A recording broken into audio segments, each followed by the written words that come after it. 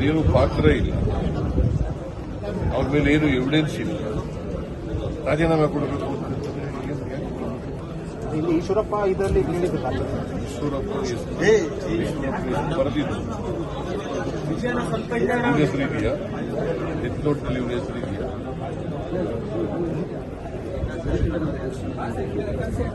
ಪ್ರಿಯಾಂಕ್ ಖರ್ಗೆ ಹೆಸರು ಎಲ್ಲೂ ಕೂಡ ಇಲ್ಲ. ಅವ್ರು ಹೇಳಿದ್ದಾರೆ ಯಾವುದೇ ಎನ್ಕ್ವೈರಿಗೆ ನಾವು ತಯಾರಿದ್ದೀವಿ. ನಾವು ಈಗ ಅವನ ಮೇಲೆ ಕಂಪ್ಲೇಂಟ್ ಕೊಟ್ಟಿದ್ದೀವಿ.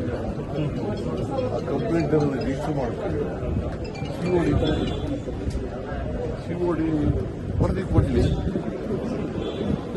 ವರದಿ ಕೊಟ್ಟ ಮೇಲೆ ಪ್ರಿಯಾಂಕ್ ಖರ್ಗೆ ತಪ್ಪು ಮಾಡಿದ್ದಾನೆ ಅಂತ ಗೊತ್ತಾಗಬೇಕಲ್ಲ.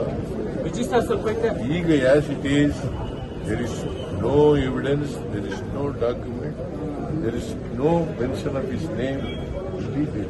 BJP demanding hand over to CBI. Mobile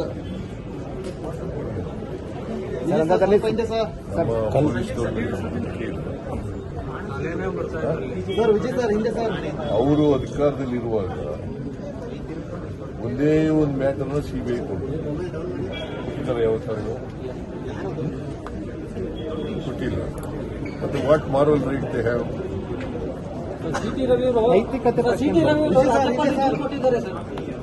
ಕೊಡ್ಲಿ. ಸಿಟಿ ರವಿ ಕೇಸು ಕೂಡ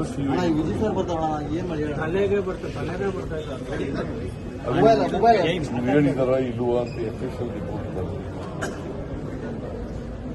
ಮಹಿಳೆಗೆ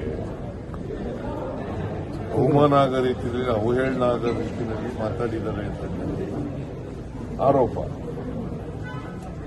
ಅಲ್ವಾ? ಆರೋಪದ ಆಧಾರದ ಮೇಲೆ ಸಿಟಿ ರವಿಗೆ FIR ಆಗಿದೆ. ಅದು CIDಗೆ ರೆಫರ್ ಆಗಿದೆ. ಕಳೆದ ವರ್ಷ ವಿನಾಕಾರಣ ಬಿಜೆಪಿ ಸರ್ಕಾರ ಟಾರ್ಗೆಟ್ ಮಾಡಿದೆ ಅಂತ ಹೇಳ್ತಾ ಇತ್ತು ಕಾಂಗ್ರೆಸ್. ಈ ಹೊಸ ವರ್ಷಾಚರಣೆ ಸಂದರ್ಭದಲ್ಲಿ